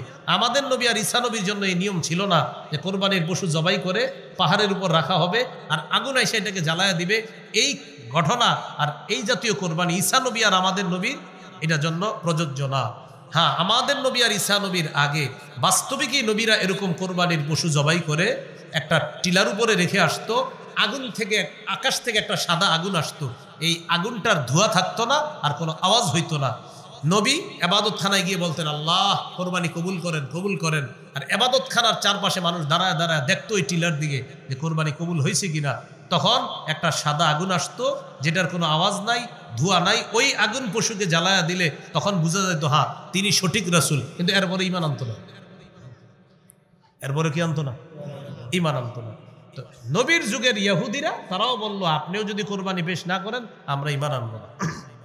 তো প্রথম কথা, এই জাতীয় কোরবানি কি আমাদের নবীর শরীয়তে আছে? আমাদের নবীর শরীয়তে হলো কোরবানির পশু জবাই করার পর আমরা এটা খাবো। আল্লাহ তাআলা আমাদের নবীকে বললেন, হাবিব ওরা ভাউতাবাজি করতেছে ঈমান না আনার জন্য, এবার আপনি ওদেরকে বলেন। দেখেন আল্লাহ কি বলে, কুল ক্বাদ জাআকুম রুসুলুম মিন ক্বাবলি বিল বায়িনাত। নবী আপনি বলেন, তোমাদের কাছে এসেছে আমার পূর্বে বহু রসুল মুআজিজা সহ। আমার পূর্বে বহু রসুল দুনিয়াতে এসেছে মুআজিজা সহ, তোমাদের কাছে এসেছে, তোমাদের পূর্ববর্তী যারা ইহুদি ছিল তাদের কাছে এসেছে বিল বায়িনাত, মুআজিজা সহ। এরপরে দেখেন, খুব মন দিয়ে শুনেন, ওয়া বিল্লাযী কুলতুম, আর তোমরা যেটা বললা যে আগুন আইসা কোরবানির পশু জ্বালায়া দিবে, এই মুআজিজা সহ অনেক রসুল এসেছে আমার পূর্বে, তোমাদের কাছে অনেক রসুল এসেছে মুআজিজা নিয়ে। আর তোমরা যেটা বললা আগুন আইসা কোরবানির পশুকে জ্বালায়া দিবে, এই মুআজিজাও অনেক রসুল দেখাইছে, এরপরেও তোমরা ওই রসুলদেরকে বিশ্বাস করো নাই, উল্টা হত্যা করছো। কি করছো? আল্লাহ বলেন, ফালিমা কাতালতুমুহুম ইন কুনতুম সাদিকিন। ইহুদিদেরকে আপনি বলেন, ওই ইহুদিরা তোমরা না বলো আগুন আইসা কোরবানির পশু জ্বালায়া দিলে তোমরা ঈমান আনো। আমার পূর্বে বহু রাসূল এইভাবে আগুন, ওই আগুন যেন আসমান থেকে এসে কোরবানির পশুটা জ্বালায়া দেয় এমন কোরবানি পেশ করছে বহু রাসূল। পেশ করার পর আসমানের আগুন আইসা ওই পশুটাকে জ্বালিয়ে দিছে, এরপরেও তোমরা ঈমান না এনে ওই নবীকে তোমরা হত্যা করছো। যেমন জাকারিয়া নবী, ইয়াহইয়া নবী, তাদেরকে তোমরা হত্যা করেছ। যদি তোমাদের দাবিতে তোমরা সত্যবাদী হও তাহলে বলো নবীদেরকে কেন হত্যা করলা, আগের নবীদেরকে? হুজুর এরা আসলে ভাউতাবাজি করতেছে, আপনার উপর ঈমান আনবে না, এটা শুধু একটা কথা। আপনারা যখন এটা বলবে আপনি বলবেন আমার পূর্বে তো বহু রাসূল এসেছে অনেক মুআজিজা সহ, আর তোমরা যেটা বললা যে একটা পশু কোরবানি করে এটাকে পাহাড়ে রেখে আসতে, টিলার উপর রেখে আসতে, আর আগুন এসে সেটাকে জ্বালিয়ে দিবে, তো এই জাতীয় দৃষ্টান্ত তো পূর্বেও ছিল, কোথায়? তারা তো ঈমান আনে নাই, উল্টা তাদেরকে তারা হত্যা করেছে। যেমন জাকারিয়া, ইয়াহইয়া নবীকে তারা হত্যা করেছে। কেন হত্যা করলা বলো তো? তোমাদের পূর্বপুরুষ ইহুদিরা এটা করছে, বলো। তো আল্লাহ বুঝাই দিলেন আয়াতের মাধ্যমে আসলে এরা ঈমান আনবে না, এটা হলো ওদের মূল টার্গেট। এ হলো আজকের আলোচনার চতুর্থ বিষয়। খুব মন দেন, আজকের আলোচনা সর্বশেষ বিষয়। আল্লাহ তাআলা বলেন, হাবিব মূল বিষয়টা তাদেরকে জানায়া দেন। আপনার কথা যারা বিশ্বাস করবে এরাও মরবে, যারা বিশ্বাস করবে না এরাও মরবে, এটা বলে দেন। কুল্লু নাফসিন যায়িকাতুল মাউত, আপনি বলে দেন প্রত্যেকটা নফস মৃত্যুর স্বাদ গ্রহণ করবে। আমার কথা আমার সাহাবী যারা মানছে তারাও মরবে, আর তোমরা যারা ইহুদিরা মানো না তোমরাও মরবা। সূরা আনকাবুতের 57 নম্বর আয়াত আছে, কুল্লু নাফসিন যায়িকাতুল মাউত, প্রত্যেকটা নফস মৃত্যুর স্বাদ গ্রহণ করবে। 21 পারা 19 নম্বর পৃষ্ঠা সূরা আহজাবের 16 নম্বর আয়াতে আল্লাহ বলেন, কুল লা ইয়ানফাআকুমুল ফিরারু ইন ফারারতুম মিনাল মাউত, যদি তোমরা মৃত্যু থেকে পলায়ন করো, নবী আপনি বলেন এই পলায়ন তোমাদের কোনো কাজে আসবে না। সূরা নিসা 78 নম্বর আয়াত আল্লাহ বলেন, আইনামা তাকুনু ইউদরিকুমুল মাউত, যেখানেই থাকো মৃত্যু তোমাদেরকে পাকড়াও করবে। সূরা মুনাফিকুনের 11 নম্বর আয়াত, ওয়ালাই ইউআখিরাল্লাহু নাফসান ইযা জাআ আজালুহা, মৃত্যু আসলে আল্লাহ কিছুতেই কাউকে একটু সুযোগ দিবেন না। সূরা আরাফের 34 নম্বর আয়াত, সূরা ইউনূসের 49 নম্বর আয়াত আল্লাহ বলেন, লিকুল্লি উম্মাতিন আজাল ইযা জাআ আজালুহুম ফালা ইস্তাখিরুনা সাআতাও ওয়ালা ইস্তাকদিমুন, প্রত্যেকটা উম্মতের জন্য মৃত্যুর সময় নির্ধারণ করা। মৃত্যু যখন আসবে সে আগেও মরবে না পরেও মরবে না, ওই সময় সে মৃত্যুবরণ করবে। সূরাতুল জুমুআ 8 নম্বর আয়াত 28 পারা 13 নম্বর পৃষ্ঠার একদম শুরুর আয়াতে আল্লাহ বলেন, কুল ইন্নাল মাউতাল্লাযী তাফিররুনা মিনহু ফাইন্নাহু মুলাকীকুম সুম্মা তুরাদ্দুনা ইলা আলিমিল গায়বি ওয়াশ শাহাদাতি ফায়ুনাব্বিউকুম বিমা কুনতুম তা'মালুন, যে মৃত্যু থেকে তোমরা পালিয়ে বেড়াও এটা তোমাদের সাথে সাক্ষাৎ করবে। মৃত্যু তোমাদের সাথে কি করবে? সাক্ষাৎ করবে। অতঃপর তোমাদেরকে ফিরিয়ে নেওয়া হবে দৃশ্য অদৃশ্য সম্পর্কে যিনি জানেন সেই রবের দিকে ফিরিয়ে নেওয়া হবে। ফায়ুনাব্বিউকুম, তিনি তোমাদেরকে অবহিত করে দিবেন, জানিয়ে দিবেন, বিমা কুনতুম তা'মালুন, তোমরা যা করেছো দুনিয়াতে তিনি সব জানিয়ে দিবেন। এটা হলো মৃত্যু। মনে রাখবেন প্রিয় ভাইয়েরা, মৃত্যুর যন্ত্রণাও সবার কাছে আসবে, ইমানদার বেঈমান সবার কাছে। সূরা কফের 19 নম্বর আয়াতে আল্লাহ বলেন, ওয়াজাআত সাকরাতুল মাউতি বিল হক, সত্যি সত্যি মৃত্যুর যন্ত্রণা আসবে। যালিকা মা কুনতা মিনহু তাহিদ, যে মৃত্যু থেকে তোমরা পালিয়ে বেড়াতে এই মৃত্যুর যন্ত্রণা আসবে। সূরা ওয়াকিয়া প্রতিদিন অনেকে পড়েন, এটা দেখবেন 83 থেকে 85 নম্বর আয়াত, দেখেন তো পড়েন কিনা। ফালাউলা ইযা বালাগাতিল হুলকুম ওয়া আনতুম হিনাইযিন তানজুরুন ওয়া নাহনু আকরাবু ইলাইহি মিনকুম ওয়ালাকিন লা তুবসিরুন, মৃত্যুপথ যাত্রীর প্রাণটা যখন উষ্টাগত হবে সবাই মিলে তাকে আটকে রাখতে পারবা না, চেয়ে চেয়ে শুধু দেখবা মৃত্যুপথ যাত্রীকে, আমি তোমাদের চেয়ে তার অধিক নিকটবর্তী। আল্লাহ বলেন, ওয়ালাকিন লা তুবসিরুন, কিন্তু তোমরা তা দেখো না। সূরা কিয়ামা 26 থেকে 30 নম্বর আয়াত, দেখবেন ইমাম সাহেবরা ফজরের নামাজে এই সূরাগুলো বেশি পড়ে। আল্লাহ তাআলা বলেন, কাল্লা ইযা বালাগাতিত তারাকিয়া ওয়া কিলা মান রাক, মৃত্যুপথ যাত্রীকে কখনো আটকে রাখতে পারবা না। প্রাণটা যখন উষ্টাগত হয় তখন আশেপাশ থেকে বলা হয় মান রাক, কে আছে ঝাড়ফুঁককারী ডাক্তার কবিরাজ, কে আছে, কে আছে তাকে ট্রিটমেন্ট করার জন্য ডাক্তার কবিরাজ, কে আছে। রক শব্দের অর্থ হলো ঝাড়ফুঁককারী, এখানে উদ্দেশ্য কে আছে তাকে ট্রিটমেন্ট করবে, কোনো ডাক্তার কবিরাজ আছে, তখন আমরা অ্যাম্বুলেন্স আনি, আনার পর তাকে উঠায়া হসপিটালাইজড করি, কিন্তু হসপিটালে নেওয়ার 5-10 মিনিট আগে মৃত্যু হয়ে যায়।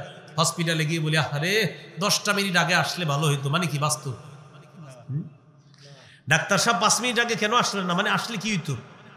মারা যাওয়ার পর এগুলো আর বললেন না, মারা যাওয়ার পর বলবেন ইন্না লিল্লাহি ওয়া ইন্না ইলাইহি রাজিউন, এটা বলবেন, আর কাঁদবেন, চোখে পানি আসবে, এটা ঠিক আছে। ইন্নাল আইনা তাদমা, চোখে পানি আসবে, বুখারীর বর্ণনা। ওয়াল কলবা ইয়াহজান, অন্তর ব্যতীত হবে। ওয়ালা নাকুলু ইল্লা মা ইয়ারদা রাব্বুনা, মুখ দিয়ে উল্টা পাল্টা কথা বলা যাবে না।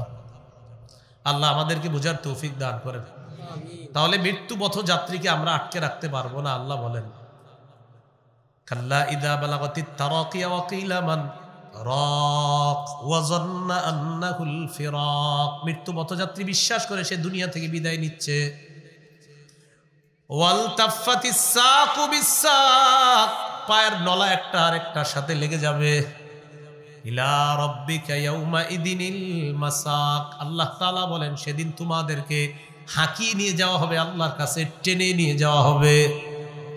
মৃত্যু পথযাত্রীকে আটকে রাখা সম্ভব না। মৃত্যুর যন্ত্রণা আমার আপনার কাছে আসবে, কাফেরের কাছেও মৃত্যুর যন্ত্রণা আসবে। সূরা আনআমের 93 নম্বর আয়াতে আল্লাহ বলেন ওয়ালাউ তারা ইযিজ যালিমুনা ফি গামারাতিল মাউত।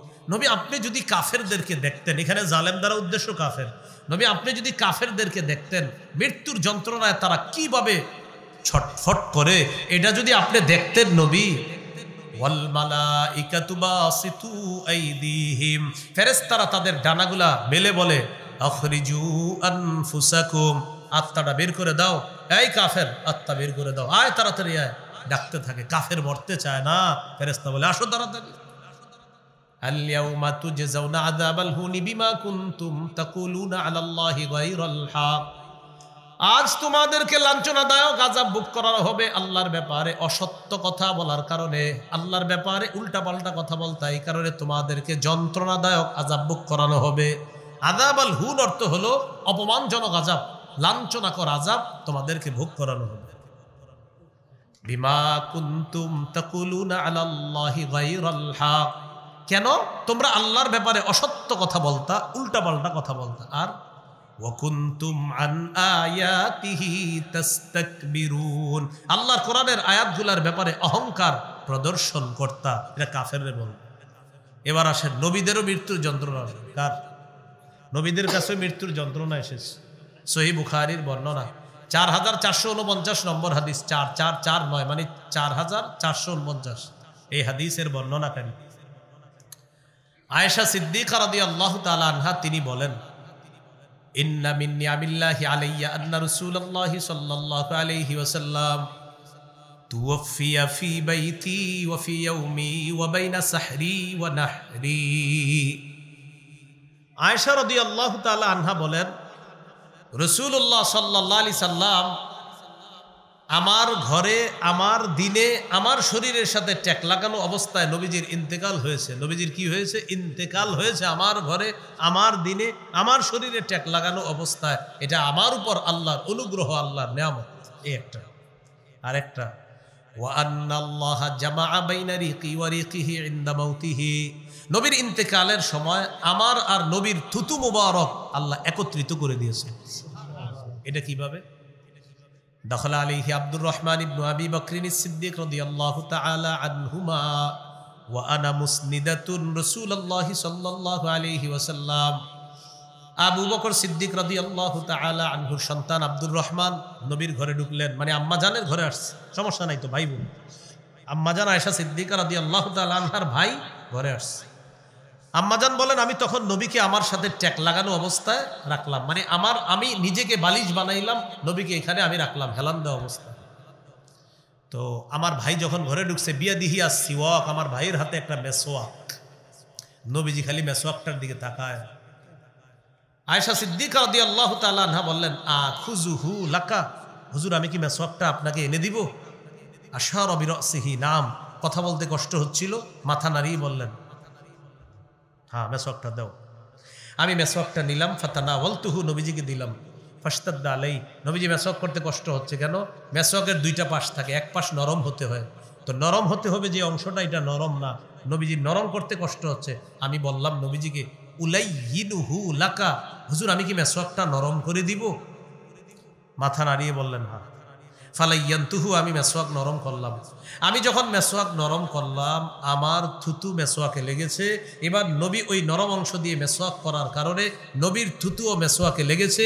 মেসওয়াক নামক সুন্নাহের বরকতে আমার আর নবীর থুতু আল্লাহ এক করে দিয়েছে।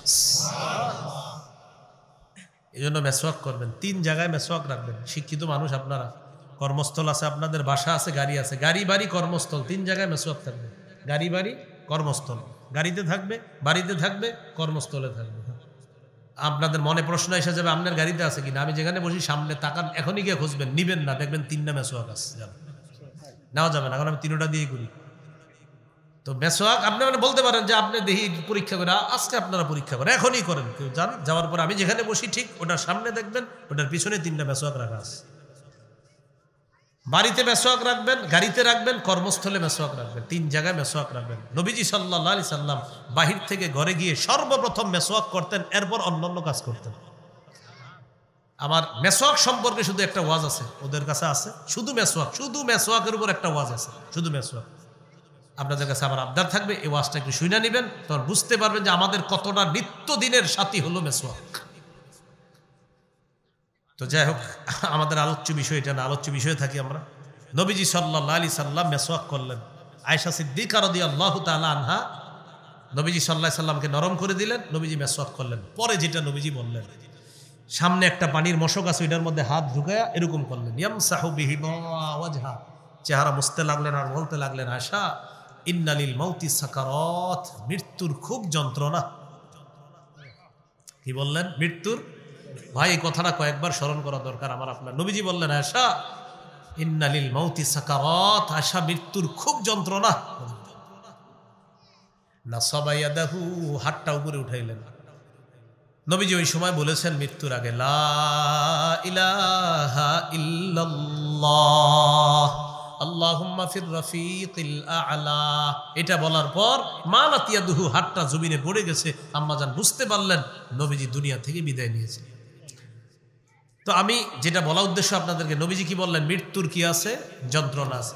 নবী ইহুদি সহ ইমানদার বেঈমান সারা দুনিয়াবাসীকে আপনি জানায়া দেন, ওই যে আমাদের যেটা সূরা আল ইমরানের 185 নম্বর আয়াত, কুল্লু নাফসিন যায়িকাতুল মাউত, প্রত্যেকটা নফস মৃত্যুর স্বাদ গ্রহণ করবে। এখানে একটা লক্ষণীয় বিষয়, আমি নবীজির মৃত্যুর যে ঘটনাটা শোনাইলাম আপনাদেরকে, এটা বুখারীর বর্ণনা।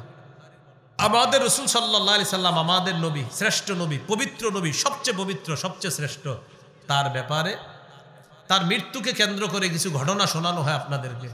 এটা হয়তো অসতর্কতা বশত কোনো বইয়ের মধ্যে চলে এসেছে, আর ওই বইয়ের মধ্যে পড়ার কারণে কেউ হয়তো মাইকে বই বলে ফেলেছে, আর এটা হয়তো আপনার পাবলিশড হয়ে গেছে, আর আপনারাও এটা শুনে শুনে বিশ্বাস করে নিয়েছেন। যে ঘটনাটি হলো এমন, মালাকুল মাউত নবীজির কাছে আসছে, একজন গ্রাম্য ব্যক্তির রূপ ধারণ করে আসছে, বলতে চাইছে আমি কি যাবো নবীর কাছে, ঠিক না? এরকম বারবার কেসে আর আসছে। টোটাল ঘটনাটা জাল ঘটনা। কি ঘটনা? হ্যাঁ, জাল বর্ণনা। এটা আমি জানি, শুনছেন আপনারা, চোখের পানিও ফেলেছেন। বলেন আব্দুল মুনঈম, বলেন আব্দুল মুনঈম ইবনে ইদ্রিস নামক জনৈক ব্যক্তি এই জাল বর্ণনাটি দুনিয়াতে ছড়িয়ে দিয়েছে। আব্দুল মুনঈম ইবনে ইদ্রিস নামক এক ব্যক্তি এই জাল ঘটনাটা দুনিয়াতে ছড়াইছে। আস্তে আস্তে হয়তো আমাদের বাংলাদেশের কোনো বাংলা বইয়ে চলে আসছে, এখন এটা হয়তো কেউ পড়ছে, পড়ার পর এরকম মাইকেও বলে ফেলছে সুন্দরভাবে, আপনারা গ্রহণ করে নিয়েছেন। তো যাই হোক, এটা অসতর্কতা বশত আলোচকের থেকেও হয়েছে, আমাদের দ্বারাও এটা অসতর্কতা বশত, আমরা তো জানি না শ্রোতাদের অনেকেই। তো এই জন্য ঘটনাটি ভাই জাল ঘটনা। মালাকুল মাউত আইসা এরকম গ্রাম্য ব্যক্তি রূপ ধারণ করছে, নবীর কাছে অনুমতি চাওয়া, আল্লাহর কাছে, এটা পুরাটা জাল ঘটনা। আরেকটা বিশুদ্ধ ঘটনা আছে, এটা শুনছেন আপনারা, সেটা হলো মুসা নবী মালাকুল মাউতকে থাপ্পড় দিচ্ছে, শুনছেন না? এটা বুখারীর বর্ণনা, এটা সঠিক ঘটনা। আবার এগুলাকে কেন্দ্র করে আরেকটা ভিত্তিহীন ঘটনা শুনছেন, দেখছেন? মানে ওই সঠিকটা বলতে গিয়ে আবার ভিত্তিহীন বলে ফেলে একটা। সেটা কি? ফাতেমা রাদিয়াল্লাহু তাআলা আনহা ইন্তেকাল করছে, করার পর তাকে কবরে রাখছে। রাখার পর আবু যর গিফারি কবরকে লক্ষ্য করে বলছে, কবর জানো তোমাকে, তোমার মাঝে কাকে রেখে গেলাম? কবর, এই দেখছেন ওনারাও জানে, এটা মুখস্থ বলে ফেলতেছে। তো বলতেছে, কবর কোনো জবাব দেয় না। তখন কবরকে বলল, কবর হযরত আলীর স্ত্রীকে রেখে যাচ্ছি। কবর জবাব দেয় না, ভিত্তিহীন বর্ণনা। পরে বলছে, কবর হাসান হুসাইনের মাকে রেখে গেলাম। কবর জবাব দেয় না, ভিত্তিহীন বর্ণনা। পরে বলছে, কবর মুহাম্মদ সাল্লাল্লাহু আলাইহি সাল্লামের কন্যাকে রেখে গেলাম। কবর জবাব দিছে। তারপরে কি জবাব দিছে? ওই যাই হোক, লম্বা হিস্টোরি, আমার তো এটা বলাই দরকার নেই, আর কি কমে, পুরাটা ভিত্তিহীন বর্ণনা। সাহাবী আবু যর গিফারি, ওনার কি দরকার কবরে এটা বলা, আর কবরের বা কি দরকার এটা বলা? হ্যাঁ, অথচ বুখারীতে আছে, সহিহ বুখারীর 2753 নম্বর হাদিস, 2753, নবীজি বলেছেন, ইয়া আব্বাস ইবনে আব্দুল মুত্তালিব, ও আমার চাচা আব্বাস, আপনি নিজে নিজের আগুন থেকে বাঁচান। লা উগনি আনকা মিনাল্লাহি শাইআ, আমি আল্লাহর আযাবের মোকাবেলায় আপনার কোনো উপকার করব না। ইয়া সফিয়া আম্মাতা রাসূলিল্লাহি সাল্লাল্লাহু আলাইহি সাল্লাম, ও আমার ফুফু সফিয়া, আপনি নিজের আগুন থেকে বাঁচান। আমি কিন্তু লা উগনি আনকি মিনাল্লাহি শাইআ, আযাবের মোকাবেলায় আপনার কোনো উপকার করব না। সর্বশেষ বলছি ইয়া ফাতিমা বিনতা মুহাম্মাদিন সাল্লাল্লাহু আলাইহি সাল্লাম, ও মুহাম্মদ সাল্লাল্লাহু আলাইহি সাল্লামের কন্যা ফাতেমা, আগুন থেকে বাঁচাও। লা উগনি আনকি মিনাল্লাহি শাইআ, আল্লাহর আযাবের মোকাবেলায় আমি তোমার কোনো উপকার করব না। এটা নবী অত সুন্দর করে বলে গিয়েছেন, তো খবরে এই কথা বলা কি দরকার সাহাবী? তাহলে এটা কি বর্ণনা? ভিত্তিহীন। তো আমাদের নবী মিসওয়াক করছেন, বলছে মৃত্যুর খুব যন্ত্রণা, এটা বিশুদ্ধ বর্ণনা। মুসা নবী মালাকুল মাউতকে থাপ্পড় দিয়েছেন, এটা বিশুদ্ধ বর্ণনা। মালাকুল মাউত গ্রাম্য ব্যক্তি রূপ ধারণ করছে, নবীর সামনে আসছে, এটা জাল বর্ণনা।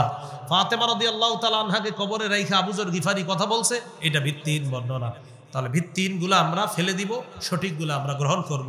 আর ফাতেমা রাদিয়াল্লাহু তাআলা আনহার ইন্তেকালের ব্যাপারে সঠিক বর্ণনা আছে বুখারীতে। তিনি ইন্তেকাল করলেন, তার স্বামী হযরত আলী জানাজা পড়াইছে, তার স্বামী হযরত আলী দাফন করছে। এত সুন্দর ঘটনা থাকতে কেন আরেকটা আমরা বানায় বলতে হবে বলেন? আল্লাহ আমাদেরকে হেফাজত করেন। চলেন চলে আসি সূরা আলী ইমরানে 185 নম্বর আয়াত। তাও কুল্লু নাফসিন যায়িকাতুল মাউত, সবাই মৃত্যুবরণ করবে। এরপরে আল্লাহ বলেন ওয়া ইন্নামা তুওয়াফাউনা উজুরাকুম ইয়াউমাল কিয়ামাহ, কিয়ামতের দিন তোমাদেরকে পরিপূর্ণ প্রাপ্য বুঝিয়ে দেওয়া হবে। ফামান যুহজিহা আনিন নার, যাকে জাহান্নাম থেকে মুক্ত করা হবে, ওয়া উদখিলাল জান্নাহ, এবং জান্নাতে প্রবেশ করানো হবে, ফাকাদ ফাজ, সে সফল হয়ে যাবে। সুবহানাল্লাহ। তাহলে একটু আমরা বলি, বলার পরে গুরুত্বপূর্ণ কিছু কথা বলবো। বলেন, যাকে জাহান্নাম থেকে মুক্ত করা হবে, জান্নাতে প্রবেশ করানো হবে, সেই সবচেয়ে সফল। এটা আল্লাহ জানায় দিলেন সূরা আলী ইমরানের 185 নম্বর আয়াত। এটা হলো আজকে আমাদের আলোচনার সর্বশেষ আয়াত। জাহান্নাম থেকে মুক্ত হয়ে জান্নাতে যাইতে সবাই তো রাজি আছে ইনশাআল্লাহ। সামনে আমাদের একটা পবিত্র মাস আসতেছে মুসলমানের জন্য। কি মাস? রমজান। একটু আমার সাথে বলেন, বলেন নবীজি বলেছেন রোজা জাহান্নাম থেকে বাঁচার ঢাল, যতক্ষণ এটাকে ছিদ্র করা না হবে। রোজা নামক ঢাল দুটি অপরাধে ছিদ্র হয়, গীবত, মিথ্যা। আশ্চর্যের বিষয় হলো, বলেন, গীবত এবং মিথ্যা এই দুটি অপরাধ জিহ্বা দিয়ে সংগঠিত হয়। অতএব আজকে থেকেই জিহ্বায় তালা মারতে হবে। আবার বলি, জাহান্নাম থেকে মুক্ত হয়ে কোথায় যাব? জান্নাতে। সামনে কি মাস? রমজানের রোজা জাহান্নাম থেকে বাঁচার ঢাল। কি না করলে ছিদ্র। ছিদ্র হয় কয় অপরাধে? কি কি? মিথ্যা, গীবত। মিথ্যা গীবত হয় কি দিয়ে? জিহ্বা দিয়ে।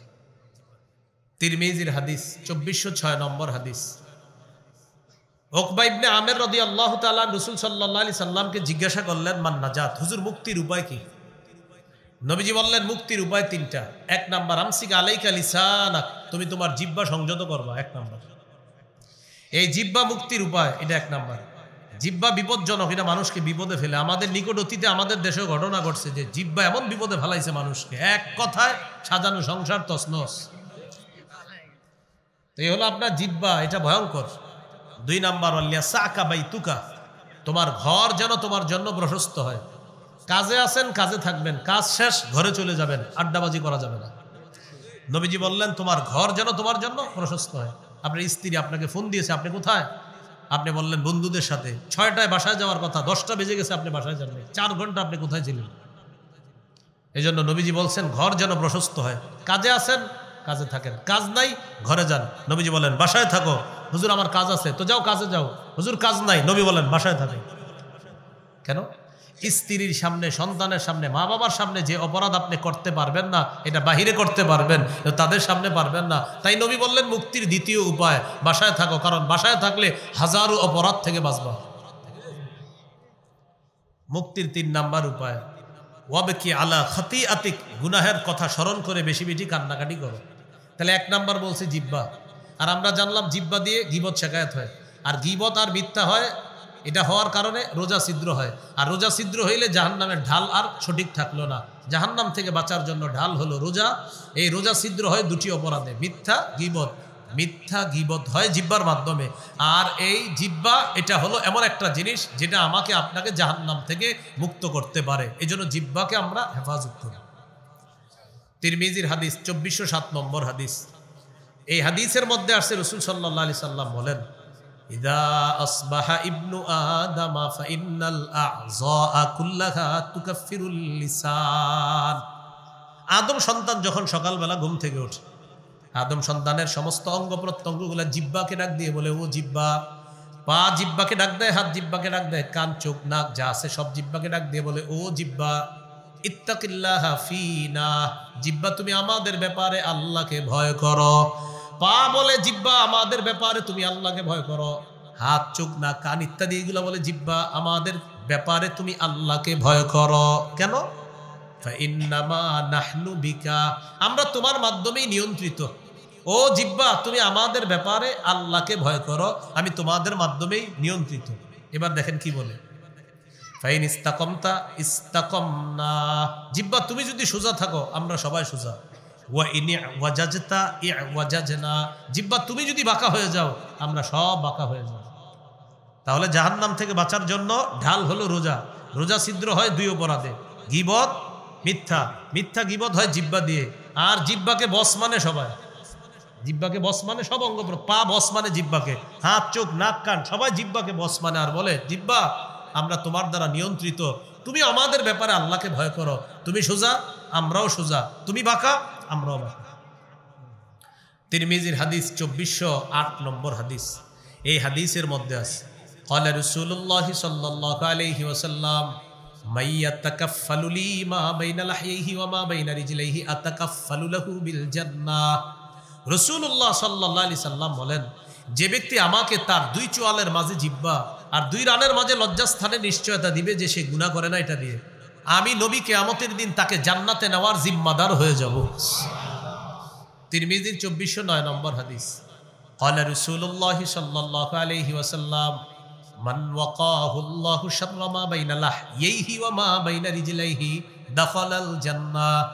যে ব্যক্তিকে আল্লাহ জিহ্বা এবং লজ্জাস্থানের গুনাহ থেকে হেফাজত করলো সে মরবে আর জান্নাতে প্রবেশ করবে। তিরমিজি 2410 নম্বর হাদিস। সুফিয়ান নামে এক সাহাবী রাসূল সাল্লাল্লাহু আলাইহি সাল্লামকে প্রশ্ন করলেন, হুজুর আমারে এমন একটা বিষয় শিখিয়ে দেন যেটা আমি মজবুতভাবে ধরে রাখতে পারবো।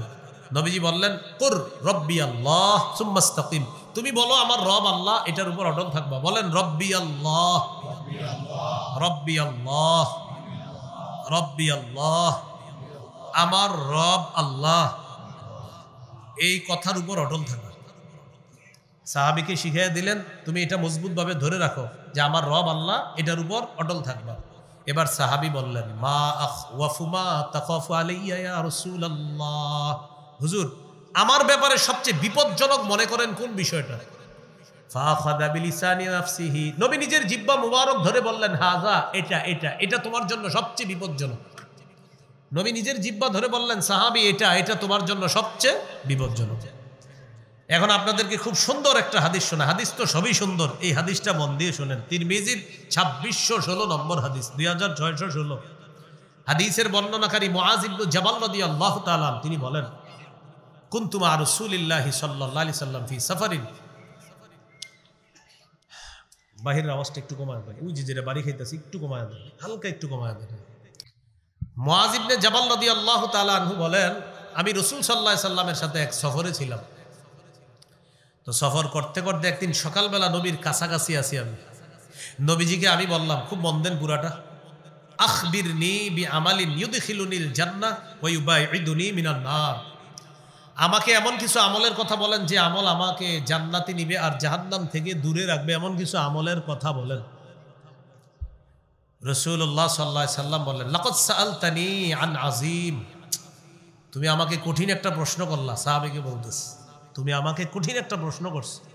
ওয়া ইন্নাহু লায়াসিরুন আলা মান ইয়াসসারাহুল্লাহ, তবে এই প্রশ্নটা তার জন্য সহজ যার জন্য আল্লাহ সহজ করে দেন। সাহাবীকে বললেন, তা'বুদুল্লাহ লা তুশরিকু বিহি শাইআ, তুমি আল্লাহর ইবাদত করবা, শিরিক করবা না। দেখেন সবাই এসে গেছে। ওয়া তুকিমুস সালাহ, নামাজ পড়বা। ওয়া তুতিজ যাকাত, যাকাত দিবা। ওয়া তাহুজ্জুল বাইতা, হজ করবা। ওয়া তাসুমু রমাদান, রমজানে রোজা রাখবা। এটা বলার পর নবী বললেন, আলা আদুল্লুকা আলা আবওয়াবিল খাইর, আচ্ছা আমি কি তোমাকে কল্যাণের দরজা সমূহের কথা বলবো না? এবার নবী বললেন, শোনো, কল্যাণের অনেক দরজা, এর মধ্যে উল্লেখযোগ্য কল্যাণের দরজা তিনটা। প্রিয় ভাইয়ারা, কল্যাণের দরজা কয়টা? এক, as-সাওমু জুন্নাহ, এক নাম্বার কল্যাণের দরজা রোজা রাখা। দুই নাম্বার ওয়াস-সাদাকাতু তুতফিউল খাতিআতা কামা ইউতফিউল মাউন নার, দুই নাম্বার কল্যাণের দরজা সদকা করা। সদকা গুনাহকে এমন ভাবে মিটিয়ে দেয় যেমন পানি আগুনকে নিভিয়ে দেয়।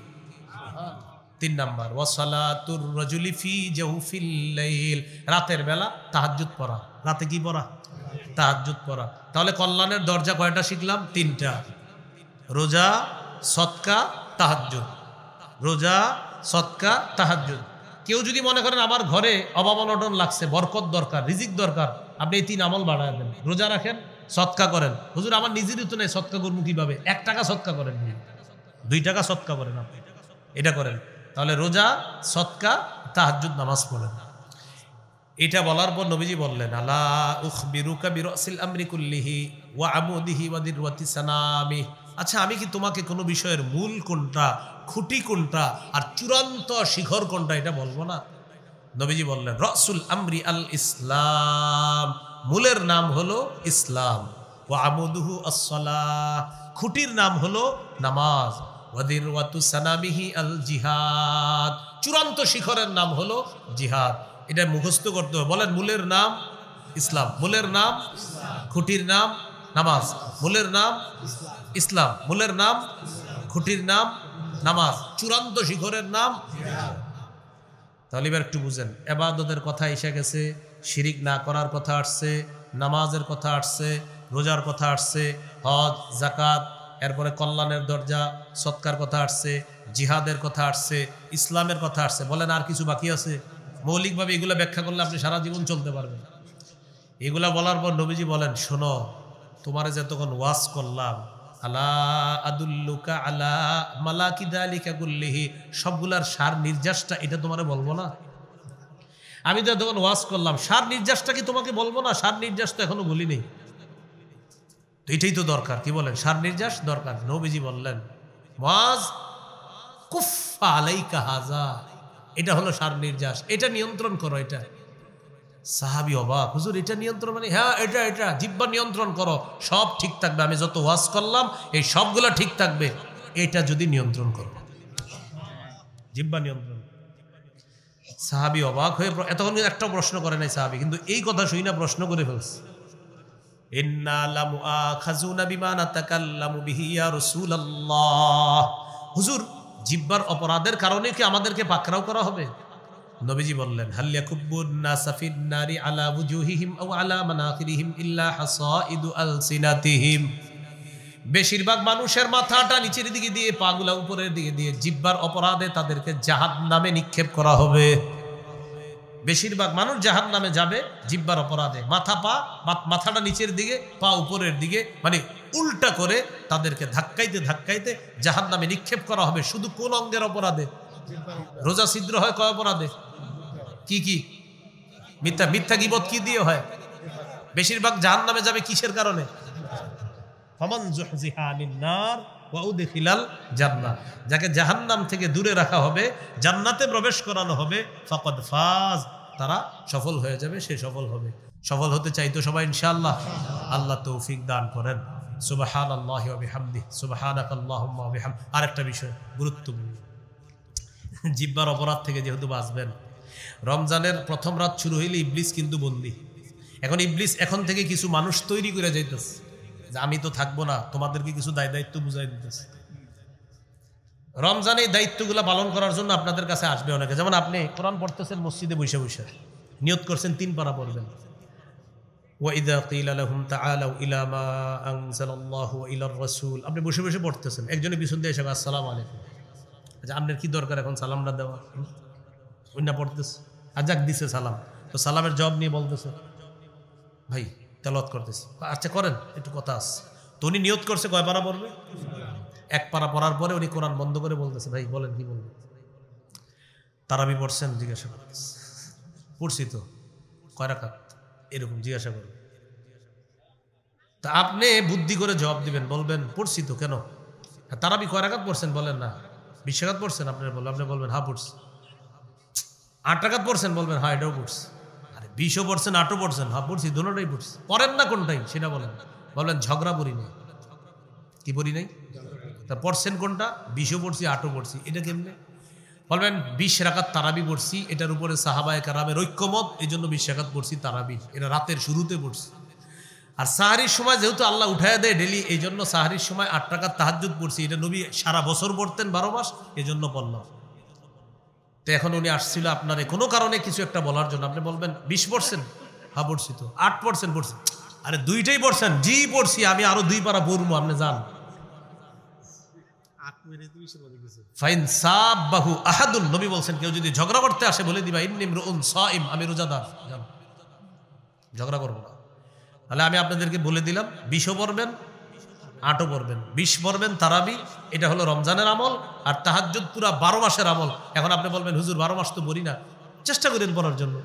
12 মাস আমাদের দেশে অনেক বুজুর্গরা 12 মাসও পড়ে, মানে আপনি পড়তে পারেন না, এটা অন্য। আল্লাহ যেহেতু রমজানে উঠাইয়া দিচ্ছে, আপনি রমজানে 8 রাকাত তাহাজ্জুদ পড়ার চেষ্টা করবেন ইনশাল্লাহ। না পারলে 6 রাকাত, না পারলে 4 রাকাত, না পারলে 2 রাকাত, 2 যেন মিস না হয়। প্রিয় ভাইরা 2 যেন কি না হয়, মিস না হয়।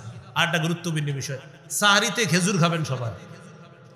সাহারিতে ভাত তো খাবেন, ভাত, গরু, ইলিশ মাছ, এগুলো না হলে তো হয় না আমাদের, তো সবই খাবেন, কিন্তু খেজুর খাবেন। কি খাবেন, হ্যাঁ খেজুরটা খাবেন, এটা অবশ্যই খাবেন।